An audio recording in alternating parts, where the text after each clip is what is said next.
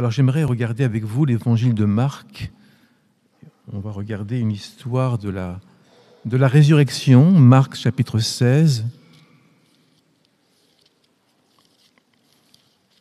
Méditation un peu brève. Il faut qu'on puisse faire beaucoup de choses ce matin. Aller au tombeau, revenir, aller voir les apôtres, les frères, les sœurs. Marc 16, verset 1er. Lorsque le sabbat fut passé, Marie de Magdala, Marie, mère de Jacques, et Salomé achetèrent des aromates afin d'aller embaumer Jésus. Le premier jour de la semaine, elles se rendirent au sépulcre de grand matin, comme le soleil venait de se lever. Elles disaient entre elles, « Qui nous roulera la pierre, loin de l'entrée du sépulcre ?» Et levant les yeux, elles aperçurent que la pierre, qui était très grande, avait été roulée. Elles entrèrent dans le sépulcre, virent un jeune homme assis à droite, vêtu d'une robe blanche, et elles furent épouvantées. Il leur dit, « Ne vous épouvantez pas. Vous cherchez Jésus de Nazareth qui a été crucifié. Il est ressuscité. Il n'est point ici. Voyez le lieu où on l'avait mis. » Mais allez dire à ses disciples et à Pierre qu'il vous précède en Galilée. C'est là que vous le verrez, comme il vous l'a dit. Elles sortirent du sépulcre et s'enfuirent. La peur et le trouble les avaient saisies et elles ne dirent rien à personne à cause de leur effroi. Amen. La résurrection. Oh là là, ce mystère caché depuis des siècles, dont Dieu n'avait pas parlé. Ce mystère, ce secret de Dieu, on apercevait un peu des petites lueurs de la résurrection avec les enfants que le Seigneur avait ressuscités dans l'Ancien Testament, mais qui mourraient après quand même, quelques années plus tard. On apercevait des petites lueurs avec Jonas qui disparaît dans la mer, dans le poisson, et qui ressort 3 jours après. Oui. On apercevait des lueurs avec Israël qui sort d'Égypte comme une naissance à Pâques et qui va vers une terre nouvelle, une vie nouvelle. Mais on ne savait pas vraiment ce que Dieu ferait de nous une fois morts. Enfin, nous, une fois morts. Enfin, ce jour-là, Jésus est descendu de la croix, il est dans son tombeau, et les femmes vont au tombeau pour l'embaumer, mettre des parfums, des plantes qui sentent bon, qui ne sentent pas la mort. Elles vont embaumer Jésus, pourquoi ? Parce qu'elles veulent le conserver. Le conserver et qu'il sente bon. Mais il n'y a pas une femme qui avait déjà mis du parfum sur Jésus, là ? Marie de Béthanie. Le Seigneur lui avait dit, elle a d'avance embaumé mon corps pour le jour de ma sépulture. Mais les femmes avaient un peu oublié que Jésus était couvert de parfum, alors elles recommencent à aller mettre du parfum. Ah, elle a un souci. Un seul souci, le tombeau est fermé et même scellé avec une pierre devant l'entrée, une grosse pierre. Le tombeau, c'est une petite pièce, une petite cave, taillée dans le roc. C'est là que l'on mettait les morts en ce temps-là, et on fermait la porte, on fermait l'entrée avec la lourde pierre. Les femmes y vont quand même. J'aime bien les femmes obstinées, qui savent ce qu'elles veulent. Les femmes y vont quand même, malgré qu'elles se disent « mais qui va nous rouler ?» Peut-être qu'elles ont au fond du cœur une petite espérance que quelqu'un va les aider, ou peut-être Dieu, ou un miracle, je ne sais pas. Elles arrivent au tombeau, dans le cimetière de Jérusalem, et elles voient que la pierre a été roulée sur le côté. Elle a été roulée. Quelqu'un l'a roulée. Cette pierre fait penser à toutes nos épreuves que nous rencontrons et qui sont des obstacles qui nous empêchent de rencontrer Jésus. Cette pierre fait penser à tous les blocages de jeunes, de femmes, d'hommes, toutes les détresses de la jeunesse, de l'enfance. Cette pierre fait penser aux souffrances, aux péchés, à toutes les saletés aussi qui nous touchent et qui nous bouleversent. Cette pierre fait penser à la maladie, au découragement, au déclin de la foi d'aujourd'hui et aux inquiétudes. Cette pierre, c'est un blocage, une fermeture.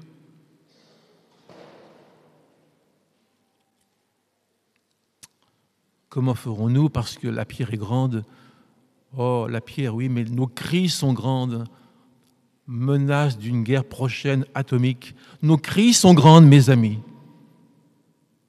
Et les jeunes, clic, clic, clic, clic, sont toujours avec leur tablette. Et le monde parle de fin du monde. Nos cris sont grandes aujourd'hui. Il faut qu'on le sache. Mais peut-être qu'on ne se pose plus de questions, parce que la foi a tellement décliné, baissé, éteinte comme une bougie. On ne se pose plus de questions, on vit au jour le jour. On en profite, les gars. Mais les femmes vont au tombeau sans savoir pourquoi d'ailleurs. Parfois on fait des choses, on ne sait pas pourquoi. On les fait, puis finalement, il y a quelque chose derrière, Dieu est là. Mais pourquoi est-ce qu'elle ne pense pas à ces 12 hommes forts, Jacques, Pierre, Jean, Philippe, Barthélemy, Matthieu? Pourquoi est-ce qu'elle ne pense pas que ces hommes-là, qui ne sont pas là ce matin de Pâques, sont peut-être en train de dormir, mais ils pleurent surtout? Pourquoi est-ce qu'elle ne pense pas qu'on pourrait aller les réveiller pour leur demander « Hé, les gars, voulez-vous nous donner un petit coup de main pour pousser la pierre ?» Et pourquoi est-ce qu'elle ne pense pas à Joseph d'Arimathée, qui a posé Jésus dans le tombeau et qui a fermé la pierre? C'est quand même costaud, c'est pas un minus, c'est pas un petit rien. Joseph d'Arimathée, c'est ce qu'il veut. Il a demandé le corps de Jésus à Pilate. Il pourrait peut-être remettre la pierre, enlever la pierre. Le Seigneur entend les questions de notre cœur, tous les secrets en nous. Pour notre couple, notre mari qu'on a abandonné, ou notre femme qu'on a abandonnée, ou nos enfants dont on ne prend pas trop soin, qu'on amuse avec des bibelots. Les disciples d'Emmaüs se posaient des questions. On espérait on est déçus, il est mort, on ne comprend plus. On se pose des questions. Les apôtres, le soir de Pâques aussi, à la pêche, quelques jours après Pâques, à la pêche, ils jettent le filet, pas une sardine. Ils rejettent le filet, pas une sardine. Ils rejettent le filet, rien du tout, rien. Ils se posent des questions, mais c'est plus comme avant, où on jetait le filet, il était plein. Qu'est-ce qui nous manque? On vient au culte, on n'a aucune joie. On sort du culte, on n'a aucune joie. On n'a rien. Mais qu'est-ce qui se passe? Mais Jésus est là. Alors, on se posait des questions sur le chemin d'Emmaüs, on se posait des questions à la pêche avec les apôtres, et Thomas qui se pose des questions, mais enfin, c'est pas possible, c'est pas lui, moi je veux le voir, je veux mettre mes mains dans ses clous, dans la marque des clous. Arrivé au tombeau, les femmes ont vu que la pierre a été roulée, déplacée, bousculée. Pas étonnant, Dieu ouvre les portes des morts, les portes du séjour des morts. Dieu fait ce qu'il veut. Il m'a touché dans ma jeunesse. Il a fait passer, je vous donne un petit secret. Ouais, j'avais 15 ans. Un soir dans ma chambre, un vent est passé. Soufflait, soufflait, soufflait. Un vent est passé. J'étais caché sous mes draps. J'ai dit, Seigneur, aide-toi. Le vent est encore passé encore. Et j'ai pris la Bible qu'on m'avait offerte quelques jours avant. Je l'ai lue toute la nuit en pleurant. Je savais que c'était lui, le ressuscité. Jamais, pas une seconde, pas un milliardième de seconde, j'ai douté de lui parce qu'il a mis dans mon cœur la foi qu'il était là et que je n'aurais rien à craindre, même si on m'écrase, je n'aurais rien à craindre. Oui, Jésus a entendu les soupirs et les prières secrètes des apôtres. La pierre était roulée. Mais ce n'est pas fini. Grande surprise. Elles entrent dans le tombeau. Oh, un peu froid. Et là, Jésus n'est plus là. Il a disparu. Alors qu'elles étaient venues et elles l'avaient vu couché sur une pierre, sur une table en pierre. Il n'est plus là. Et puis, autre surprise, décidément, on n'en finit pas. Il y a un jeune homme magnifique qui est assis à la place où on avait mis Jésus sur la table de pierre, un jeune homme magnifique avec un vêtement blanc magnifique, un jeune homme qui leur a parlé. Il n'est pas ici, il est ressuscité. Oh, je me suis déjà demandé plusieurs fois si ce jeune homme habillé de blanc, répétez pas, hein, n'était pas Jésus lui-même. Jésus qui est apparu aux femmes, qui est apparu à d'autres sur le chemin d'Emmaüs. Là, Jésus marchait, ils ne l'ont pas reconnu. Et là, ils ont vu un jeune homme, très bien, très beau, vêtu d'une robe toute blanche. Vous cherchez Jésus? Ne vous effrayez pas. Les femmes tremblaient. Ne vous effrayez pas, ne vous épouvantez pas. Il est ressuscité. Les femmes ne comprenaient jamais ce mot ressuscité. Les disciples, pendant 3 ans, ne comprenaient pas. Ça veut dire quoi, ressuscité? Ça veut dire quoi? Voilà. Il n'est pas là. Il est sorti. Il est vivant. Avez-vous remarqué la foi, ma foi, la vôtre? Le Seigneur ne lui a pas donné des visions pour être convaincu. Ils n'ont pas vu Jésus, ils n'ont pas vu Jésus. Ils ont seulement entendu. Et ici, il n'y a rien à voir. Ici, je ne peux rien vous montrer, seulement vous faire entendre la parole. Il n'est pas ici, il est ressuscité. Alors levez les yeux, mes frères, mes sœurs, au-delà de l'obstacle de la pierre ronde et lourde. Levez les yeux plus haut que le tombeau, plus haut que toutes les contrariétés du chemin, plus haut que cette vie qui ne nous comble pas et qui nous paraît vraiment très, très faible, très fragile aujourd'hui. Il est ressuscité et allez dire à Pierre qu'il vous attend là-bas en Galilée. Et vous connaissez la Galilée, c'était le bon terrain, c'était le pays magnifique, le pays où les apôtres ont tellement mangé, ils ont sûrement ri, ils ont chanté, ils ont écouté Jésus. Oh, la Galilée, on connaît. Il vous attend en Galilée, allez-y. Et n'oubliez pas de le dire à Pierre. Oh, pourquoi Pierre, encore lui? Dites à Pierre. Parce que Pierre, je ne vous l'ai pas dit. Pierre avait renié Jésus. Je jure, je ne connais pas cet homme. Qui c'est cet homme? Je ne le connais pas. Et il pleurait. Toute la journée, il pleurait, il pleurait, il pleurait. Alors, l'ange a dit, ou Jésus, je ne sais pas, il a dit, dites à Pierre qui pleure là-bas, parce qu'il a fait quelque chose de grave. Et quand on a commis un péché, rien ne peut l'enlever sinon la confession. Mon frère, pardonne-moi. Mon père, pardonne-moi. Il faut une confession. Va dire à Pierre, ce sera un signe pour lui qu'il est pardonné. Ce sera un signe pour toute la communauté des apôtres. Ce sera un signe pour toutes les femmes. Oui, il est pardonné. Pierre, tu peux reprendre ta charge, ton filet, ta barque, ton bâton et la parole de Dieu et aller dans le monde annoncer l'évangile. Il n'y a rien de plus beau. C'est mieux qu'un match de football. Il n'y a rien de plus beau. C'est mieux que des jeux vidéo. Jésus, présent avec nous dans nos chambres, dans nos cœurs. Amen. Ça va? Et notre résurrection à nous, qu'est-ce qu'on va devenir? Lui, je comprends, mais nous aurons un nouveau corps physique. Nous allons nous revêtir comme d'un vêtement, ce sera un nouveau corps. Le dernier mot de la Bible, c'est pas « tu retourneras à la poussière ». Ça, c'est la dernière parole. Non.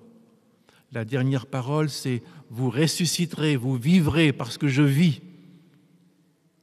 Et Dieu va nous donner un corps adapté, comme les cosmonautes, ils ont une carapace adaptée pour sortir dans l'espace. Dieu nous donnera un corps adapté pour être avec le Seigneur en relation toujours et pour le servir toujours là-haut dans la ville qui est dans le ciel, parce qu'il y a une ville dans le ciel avec des rues et des places et des hommes et des femmes. Il y a quelque chose qui nous attend là-haut. Dieu nous donnera un corps adapté. À la conversion, on reçoit quelque chose. Moi, cette nuit-là, j'ai reçu quelque chose qui m'a jamais lâché, mais qui m'a pressé, qui m'a tenu, qui m'a bousculé, qui m'a envoyé, qui m'a consolé. Oui, j'ai reçu certainement quelque chose. Mais à la résurrection, on ne reçoit pas un nouveau corps. Notre corps reste soumis à la faiblesse. Vous le savez. On n'en gagne pas, on n'en gagne pas. Notre corps reste soumis à la vieillesse, notre corps reste soumis à la mort, mais dans notre esprit, quand on se convertit vraiment à Jésus, le Fils de Dieu, quand on se convertit à Jésus, il y a une force en nous, il y a une puissance en nous, il y a un esprit en nous qui agit en nous pour nous permettre de servir Dieu dans une vie nouvelle. Amen. Il y a quelque chose en nous, il y a quelqu'un en nous. La résurrection de Jésus, c'est la garantie, c'est la preuve que nous recevrons un corps parfait, un corps ressuscité, un corps céleste. Vous êtes d'accord avec ça? Non? Dieu a ressuscité son Fils d'entre les morts, il nous ressuscitera aussi. Si on n'a pas cette espérance, l'apôtre dit avec un petit peu de brutalité, nous sommes les plus malheureux des gens. Nous sommes des gens malheureux. Les jeunes là, de 18 ans parmi nous, de 15 ans, vous êtes les plus malheureux du monde. Si vous savez ça et que vous n'avez pas ça dans votre cœur, il nous ressuscitera par sa puissance. Jésus ressuscité, c'est le premier fruit d'une grande moisson. Premier fruit.